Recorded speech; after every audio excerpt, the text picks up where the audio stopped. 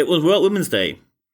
If you now say, oops, was it? Yeah, there we are. Now you have the reason why we talk about this topic. My email inbox was bombarded with emails about this fact. And immediately we had discussions. Immediately discussions started where people said, yeah, we had World Women's Day, 8th of March, World Women's Day. However, is there really discrimination? If so, what is reality? What is a fact? What is a bit of urban legendary? What is an urban legend? What really happened? How should we handle the situation? But one question came very, very often, and the question was, do we need a women's quota? Do we need it in politics? Do we need it in associations? Do we need it in free enterprise? Do we need it in the public offices? Where do we need it? Do we need it? A massive discussion going on about that, with the high demand of talking about the topic. And this is why we talk about this today. Very important here.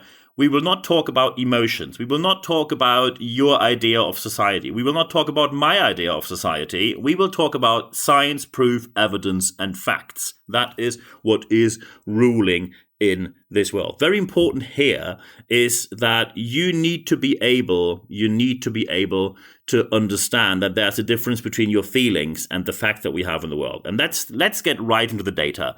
You probably heard of the gender pay gap, and there's a global gender pay gap report. It examines in, for example, free enterprise, in education, in health and politics, the difference between payment towards men and women. And it looks into 153 countries, so it is definitely representative. And here are the news, 31.4% less pay for women.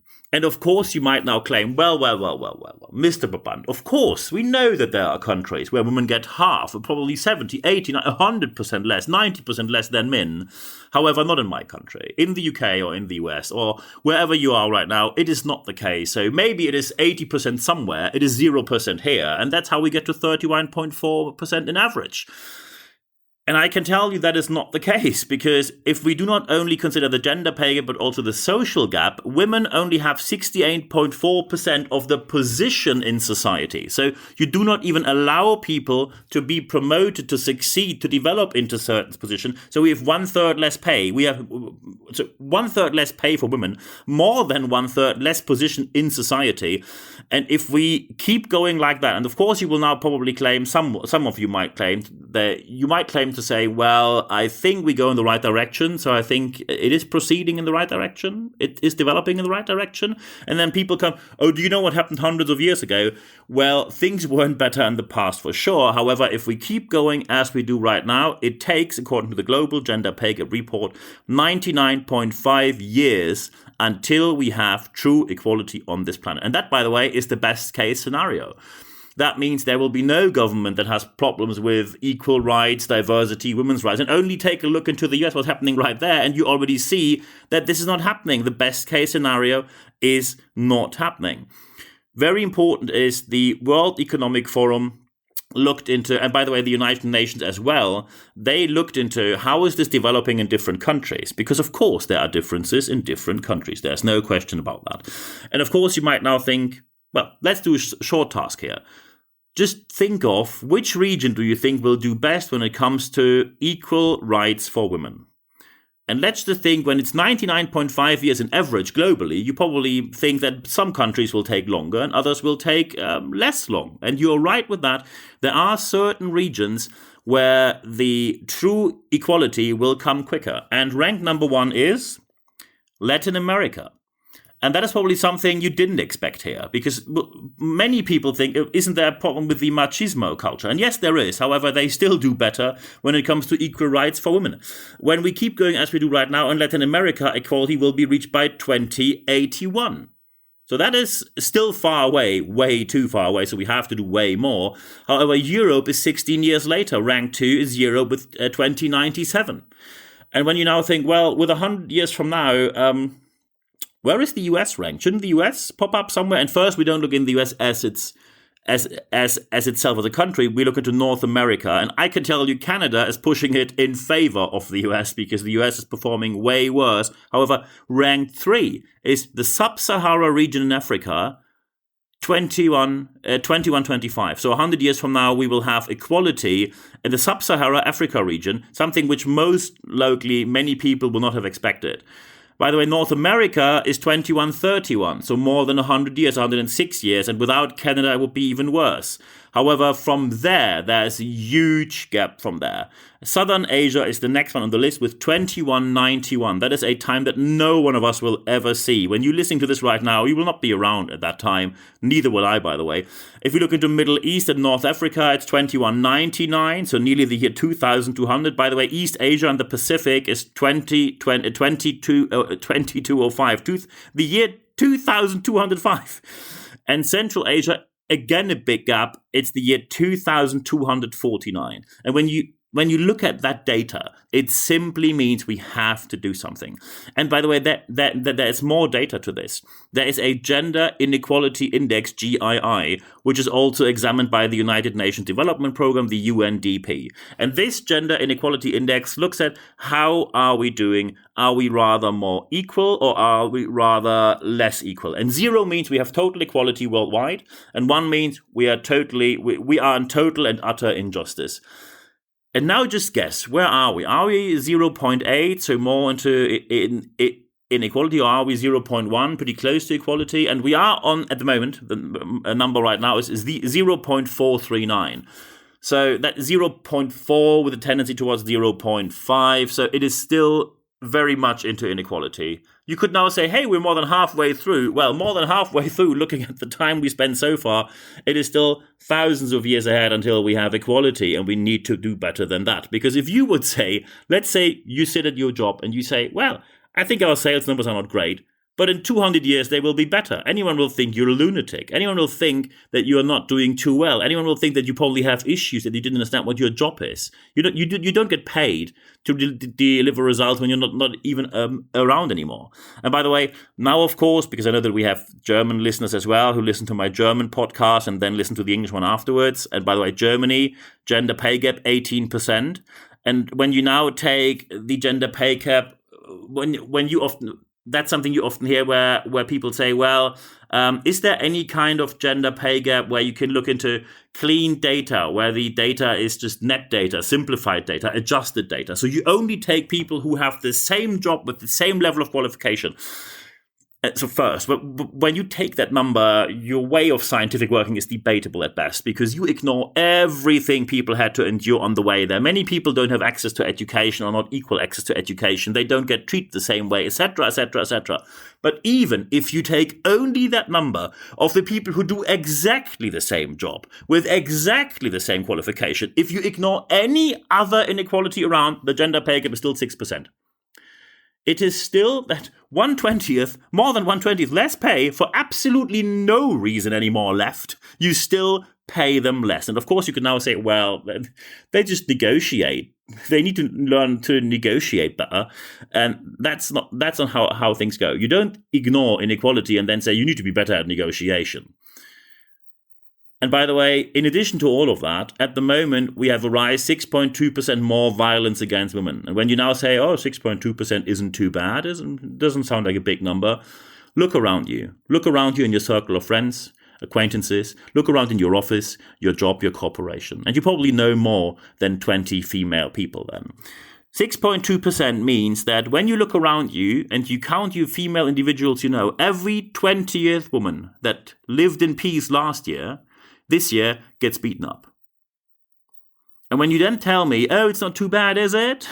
When you look into every 20th female individual now has to endure violence while not to endure that before, that is a shocking number, and we need to act on that. And by the way, if you now say, well, usually there are trend jobs, which are the newer jobs, and in these newer jobs we are always doing better with equality, do we?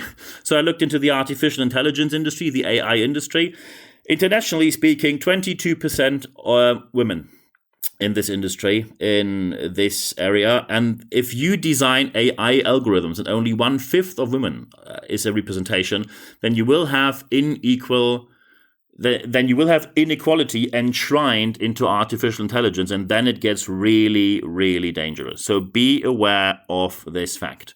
And by the way, Germany, 20.3%, so Germany is below the international average, not doing too well here. Taking this together up to this point, discrimination, there is proof to that. If you say there is no discrimination, you really are not someone who can take part in the discussion. If you think there is no discrimination, you ignore the facts, you disqualify yourself as a person, especially as a leader, you lose your social legitimization immediately, and then you can simply not be considered a person to work with. And by the way, if you are one of these people, I can tell you what happened already is no one's following you. They all do what they want. They say yes when you're in the room, they're not. And as soon as you leave the room, they're just laughing about you. They just think your ignorance is so utterly appalling that they just wait for the moment, either that you leave or retire or both. So be aware that if you deny the facts, you're not a person we can talk with. Very important is, if we now talk about quota, people think it's like a switch that goes on or off. And that is not how things work. Different quotas and countermeasures we can do against inequality have a 7-level program, and we will talk. I will talk you through this right now. So the typical quota is that people think, oh, from tomorrow, we will simply have 50% people here who don't belong here, in my opinion, but they got the job via a quota. And that's not how things work. That's not how anything in this quota world works. Level 1. Step 1 is always you have promotional programs. So, for example, you have a talent pool, you have a mentoring pool, you have a pool of people in your organization where you say these people get into a specific treatment, they get a specific program to boost their careers. And that's for example a program where you can say half of the seats are given to female people. So very important is, or female, any kind of minorities, either women or minorities. That's usually the formulation we have here. So promotional programs are the very first level. However, when you now start this, you will of course see after a couple of years, there will be results. And when you have results, then people probably think, when I look into where we started and where we ended, that is not really the same quota because people for different reasons jumped off the program. So maybe you see it wasn't too successful. And the second level here is that you have a self-commitment. It's usually some sort of negotiated agreement inside your organization where you sign a piece of paper, or you probably do it in your whole industry, that you say, we aim to do X. So the good thing is you have something where you committed to something, but it has no legal consequences. So if you offend that commitment, that self-negotiated commitment you have within your organization, within your industry, if you harm that, if you violate the rules from there will be no consequences for that. This is why we usually step up to level 3. Step number 3 is compliance and regulatory. Compliance and regulatory means you have internal rules with certain standards about X, Y, Z, maybe including some certain quotas. And as soon as you violate compliance rules, you have internal consequences. It has an internal impact on your career. However, it has no impact in the real world out there. So you won't end up in court for it. It's a compliance and regulatory issue, which is step number 3. Step number 4 is an industry standard. An industry standard, I give you a very simple example here, an industry standard which many people aren't aware of. When, for example, and that happened to one of my clients, with one of my clients, they had 5 people in vocational training. You know that in Germany, the vocational training is a very strong area, and we train our people very, very well, which is one of the reasons why we have certain very high standards when it comes to working and delivering actual results. These industry standards guarantee that the standards are upheld. And one of my clients, they had one of the leaders. I didn't know that person before, never said in any of my trainings or coachings. That person behaved so well towards the trainees that 3 out of 5 left. They quit. They handed in their notice and continued their vocational training at a competitor's site. And that's possible. No problem. You can choose where you want to have your vocational training. What they didn't know, that 2 weeks later, they received a letter from the Chamber of Commerce. Chamber of Commerce in many countries is something which is voluntary. In Germany, it's obligatory to be a member of it. And they set certain rules. And the letter said, 3 out of 5 of your vocational training people quit. And we need to talk with you about this because we need to know what happened. And by the way, if you do not show up to talk with us, so please agree a time with us. If you don't show up, we hereby revoke the right that you can train people and actually give them degrees at the end of the 2.5 or 3.5 year training program. That is a massive competitive disadvantage when you are not allowed anymore to train your own talent in Germany, because these trainees work for way less money and they work brilliantly well after usually a very short time when you pick the right people. So they then of course, could have said, that's none of your business, and then you lose the right to do and deliver vocational training. But of course, they went there, they talked through it, and so many things came to light that this leader, who was responsible and accountable in this case for the actions, lost his job. And by the way, from what I heard, what happened there, very rightly so. Well done, this organization. So industry standards are the first moment where you face some sort of public scrutiny. However, only within your industry. You won't end up in court. You don't offend laws. It's just an internal industry rule. And there are many of these rules set by chambers or other regulatory bodies. And by the way, it is good that we have these bodies. So for example, when you in certain countries have public tenders, when they say, hey, we are having a public tender, public bid, please put in your proposal. We want that you build a bridge from A to B paid by the taxpayer. And then often in these public tenders, they have a certain quota where they, for example, say, we must have at least 30%, 50%, 70% of the people participating in this project being people who studied engineering and actually got the degree or got some sort of qualification, or they can prove they have a certain amount of years of experience, or X, Y, Z. They put very strict rules in there. And by the way, I like this. I like to walk or drive across bridges who were built by people who know what they are doing. And by the way, there is a very strict industry standard, for example, in the medical field. When you run hospitals, when you run care homes, often there are quotas of what kind of qualification these people need to have. And you appreciate this because you do not want to be dealt with when you have people who don't know what they're doing. So industry standards are a very important part. And that's level 4, step number 4. From step number 5, lawmakers step in. Step number 5 is where everything begins. Step number 5 is a so-called soft quota. Soft quota means you can put someone in the seat, but you can also leave the seat empty. So a typical soft quota rule could be, so in the future, you give that seat so let's say board level seats. Board levels need to be either 50% women, or the seat reserved for women needs to be empty. So you have no one sitting there, which usually makes it difficult to come to conclusions then and make decisions. So a soft quota means you can put someone in there either fulfilling the quota, the quota demands, or leave it empty. And sometimes soft quotas have a big advantage. So for example, when people say we have someone, but this person at the moment is bound in a different contract, they have a notice of 6 months. Then they said they want to have a bit of a time off and travel the world. So they are only available by another 6 months later. So 6 month notice, 6 months traveling the world. So they are available next year. You can then say, we hire the person. At the moment, the seat is empty, but next year that person will show up. However, soft quotas, of course, can also be misused and saying, oh, we have someone, but we don't tell you yet. And what you have is no one. You just try to wobble on and try to get away with it. The next thing is, when the lawmakers but that's, by the way, step 6 that's step 5. Level 5 is the soft quota. Level 6 is the selective hard quota.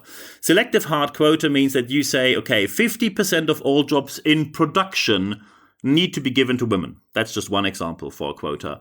So you don't put the quota across all jobs, you put it into certain jobs, a selectively hard quota. And that's level 6, step number 6. And step number 7, of course, you can now imagine level 7 is the completely hard quota. Hard quota means you say all jobs 50% needs to be for women. That's just one example.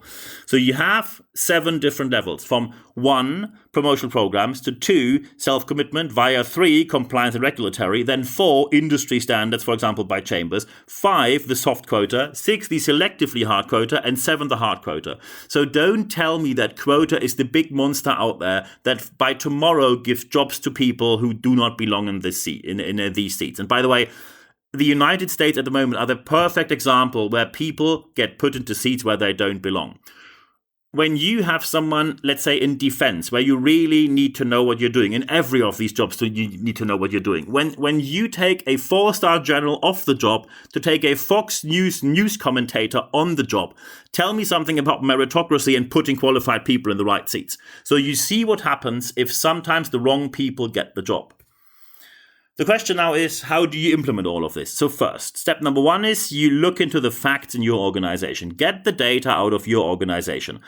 Always use an external view, because internal views can be blindsided or they can be motivated by political stances and whatnot. Always have an internal and external view on the data you have in your organization. From that, you derive a commitment that needs to be fulfilled with certain goals that are in writing and signed by the people. And these must be based, very important here, on real world available data. I give you a very simple example. Let's say you have a very specialized IT field, and you say by tomorrow, come on, 50% of all jobs we give to women. And then every single company in your industry follows your example. You might face a problem.